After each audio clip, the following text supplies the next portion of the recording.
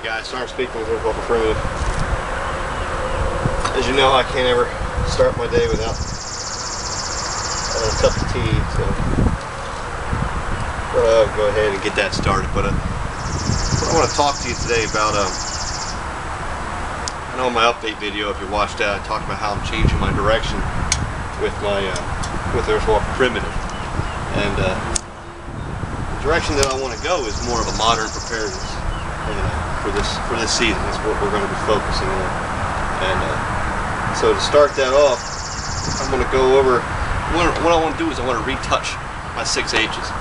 And I'm not changing my philosophy by no means, not changing how I view survival and the importance of it, of the 6 H's by no means. So I kind of want to go over my 6 H's again, and then what I want to do in future videos is to break down my kit, looking at each individual step in my philosophy, and show you the kit that I carry for that, and or the kit that I put together for this season to kind of do these videos.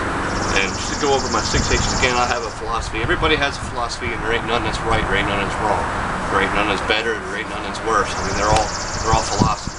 It's all school of thought. It's all a way of thinking and a way of coming about with a conclusion that's going to help you in a situation or whatever you're dealing with survival. 6 H's is just a philosophy that's going to help you to be successful. If you remember that philosophy, just no matter how it's looked at or what you call it. My 6 H's are set up to help you remember. If you remember the 6 H's, you'll cover all the bases, all the key points that you need to do, the importances. Now I do have them numbered, like I said, age 1 through age 6. They are in importance for survivability, keeping the rules of 3.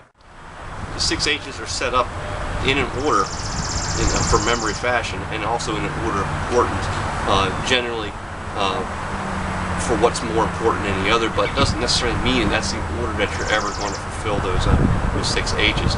For instance, my 6 H's are age 1 is heat, age 2 is hydrate, age 2 is home, shelter, age 3 is hydration, age 4 is healthy eating, age 5 is hygiene and first aid, and age 6 is home, which is either finding your way out of your situation or signaling for help. 6 H's are set up pertaining to the rule of 3. We know we only have so much exposure time to certain elements before we start endangering our lives. So they're set up in an order of importance, but it doesn't necessarily mean, when I teach these 6 H's, it doesn't necessarily mean that's the order you have to fulfill. Case in point, let's say, the first H is heat, starting a fire. The second H is home, starting building a shelter. But let's say you're stranded on an island in the middle of a lake. You're stranded on that island, no way to get off, but your boat had a hole in it. You're stuck there. Now, the 6 H's, you have them memorized. Heat and shelter are the first 2. The last one is home, which is signaling and trying to attract attention, attract help. But as you're sitting there on a stranded island, you just showed up, you look out upon the waters and you see a bunch of boats out there. Obviously your first important thing is going to be signaling for help.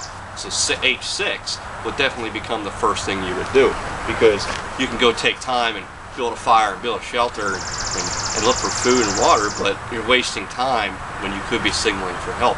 That's how you develop your priorities of work. When you get in a situation, you have to examine your situation and decide the priorities of work. You'll then take those 6 H's and figure out which ones is more important for you to do at the time. Obviously, if you're stuck out in the woods and it starts raining down, freezing cold rain, H1 once again is fire.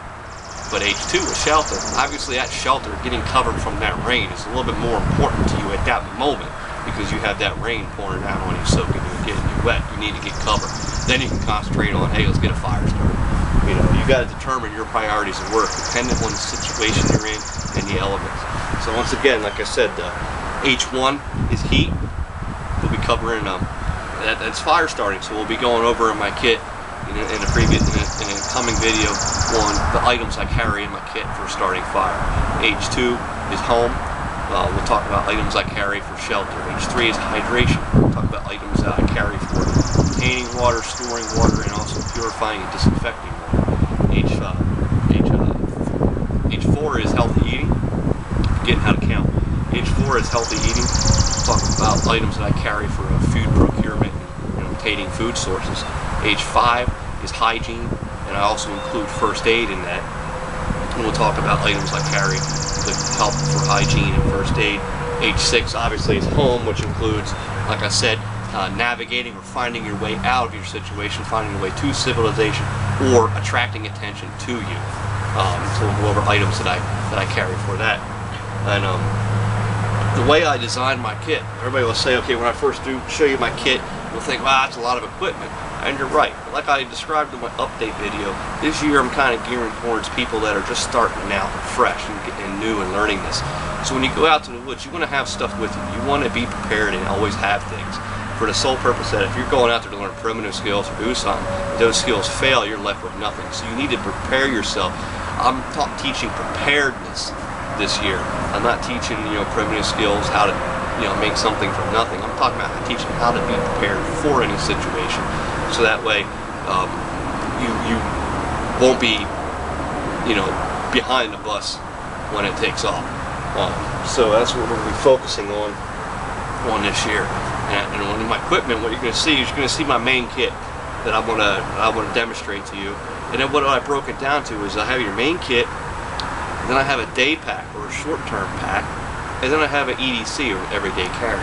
And the way I broke that down is from the day kit, you could take items from that to make a day pack, or for the main kit, you can take items from that to make a day pack or a scout pack or a lightweight pack. And from those same items, you have an everyday carry, which are items that you will always have on you, whether you're going out to the woods for a few hours or whatnot, that you will always have with you. So all these items, from a day kit to an everyday carry or a small scout pack, are all contained in this one kit. So if you have this one kit, depending on what you're doing or what you're planning, you can just break that down. And you'll see that these items that I carry, almost all of them are multi-use. I don't want to carry 100 items for 100 jobs when I can carry 10 items that can do 100 jobs. So you'll see that everything that's in my kit has multiple uses. As I break down each video, I'm going to do a video on each age, and you'll see that in those videos you'll see the same items.